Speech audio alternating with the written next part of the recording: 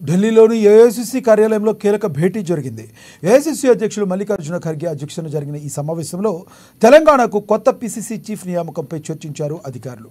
అలాగే తెలంగాణ సహా 8 రాష్ట్రాలకు కొత్త పీసీసీ చీఫ్ నియామకంపై కూడా చర్చ జరిగింది.